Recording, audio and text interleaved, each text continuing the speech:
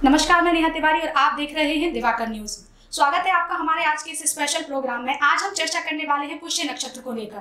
तो पुष्य नक्षत्र से जुड़े हुए आपके जितने भी सवाल हैं, उन सवालों का जवाब देने के लिए हमारे साथ जुड़े हुए हैं बीना क्षेत्र के जाने माने ज्योतिषाचार्य जी देवशंकर जी दुबे। स्वागत है आपका पंडित जी हमारे स्टूडियो में। तो पंडित जी, आप सबसे पहले हम लोग जानना चाहेंगे कि जो पुष्य नक्षत्र है ये होता क्या है और इसका महत्व क्या है। ज्योतिष शास्त्र में 27 नक्षत्र रखे गए हैं। इसमें जो पुष्य नक्षत्र है इसको नक्षत्रों का राजा कहा जाता है।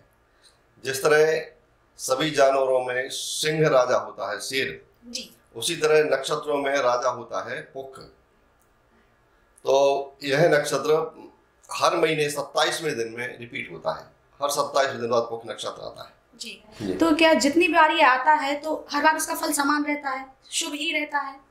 जी हाँ, पुष्य नक्षत्र में कोई भी काम किया जाए जी, उसका शुभ फल ही प्राप्त होता है। किसी भी प्रकार का कोई भी काम करना हो उसको पुष्य नक्षत्र में करने से उसकी शुभता बढ़ जाती है जी।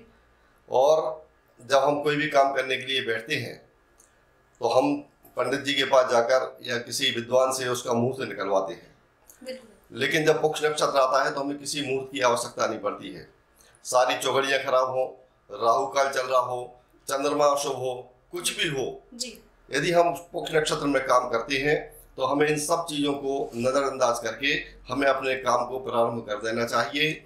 और निश्चित रूप से जब पुष्य नक्षत्र में कोई काम करते हैं तो उससे हमें शुभ फल की ही प्राप्ति होती है। बिल्कुल पंडित जी, हमें शुभ फल की प्राप्ति होती है। लेकिन जैसे जो जातकों का जन्म होता है किसी ना किसी नक्षत्र में होता है, तो पुष्य नक्षत्र में जो जन्मे हुए जातक होते हैं उन जातकों की जीवन शैली कैसी होती है, उनका व्यवहार कैसा होता है और वो अपने जीवन में उनका फ्यूचर कैसा होता है, किस क्षेत्र में प्रगति करते हैं? बहुत अच्छी बात आपने पूछी। पुष्य नक्षत्र में जिस जातक का जन्म होता है उसकी कर्क राशि बनती है और कर्क राशि का स्वामी चंद्रमा होता है। और चंद्रमा जो है वो मन का और आत्मा का कारक होता है। और ये सब जानते हैं कि जो बात अच्छे मन से कोई भी कार्य किया जाए जी, तो उसका फल अच्छा होता है और बुरे मन से कोई कार्य किया जाए तो उसका फल अच्छा नहीं हो सकता। बिल्कुल। तो जब पुष्य नक्षत्र में जो जन्म लेगा उसका चंद्रमा अच्छा होगा और उसके द्वारा किए गए सारे कार्य भी उसको अच्छी ही ओर खींचते हैं। लेकिन प्रत्येक नक्षत्र के 4 चरण होते हैं और उन चरणों के अनुसार उनका फल प्राप्त होता है। अगर पुष्य नक्षत्र के प्रथम चरण में जन्म ले तो वो जातक बहुत अच्छा होशियार बुद्धिमान होता है जी। ऐसा भी कहा जाता है कि अगर पुष्य नक्षत्र के दूसरे चरण में जन्म ले लिया जाए तो वो चोर बन जाता है जी। तीसरा, यदि तीसरे चरण में जन्म हो तो ऐसा जातक विलासिता की ओर जाता है। उसके बाद सुख संपत्ति सब कुछ होती है, वो भोग विलास में अपना जीवन व्यतीत करता है। बिल्कुल। और चतुर्थ चरण में यदि जन्म होता है तो वो ईमानदार, तर्क संगत और बुद्धिमान होता है जी।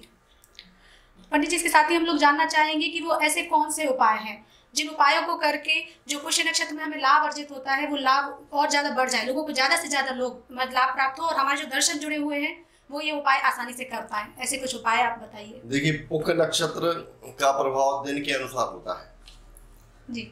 विशेष लाभ यदि गुरुवार को पुष्य नक्षत्र पड़े तो उसको गुरु पक्ष मानते हैं जी। गुरु पक्ष कहा जाता है। और गुरु पक्ष नक्षत्र में कोई भी काम किया जाए, जैसे आभूषण खरीदना है, जमीन खरीदना है, मशीनरी लेना है जी, तो वो विशेष फलदायी होता है।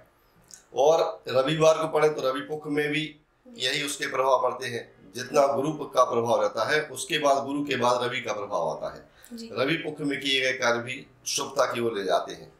यदि शनिवार को पुष्य नक्षत्र पड़ जाए जी, तो कोई व्यक्ति यदि शनि से बाधित है, शनि पीड़ा से भोग रहा है, जैसे साढ़े शादी चल रही है, अड़िया शनि चल रहा है या शनि की दशा चल रही है, तो उसमें यदि वो शनि देव का पूजन करे, शनि देव के लिए तेल अर्पण करे, शनि का दान करे, तो उसको शनि जनित बाधा से मुक्ति मिलती है।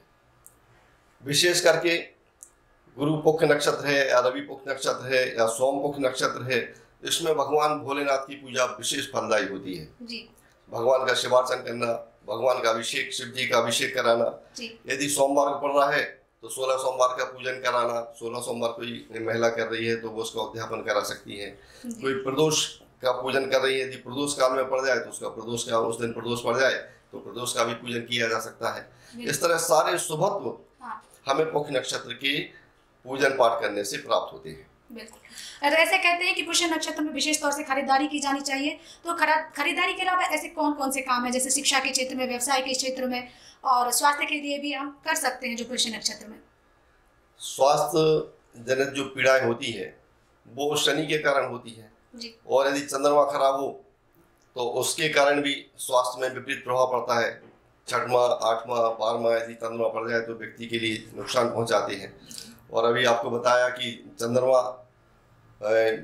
जो है पुष्य नक्षत्र में जो जन्म लेते हैं उनका स्वामी चंद्रमा ही होता है और चंद्रमा मन का कारक होता है। इसलिए यदि हम शिव जी की आराधना करते हैं, शिव जी की पूजा करते हैं, तो हमें विशेष प्रकार से लाभ नक्षत्र में पूजन पाठ से प्राप्त होते हैं जी।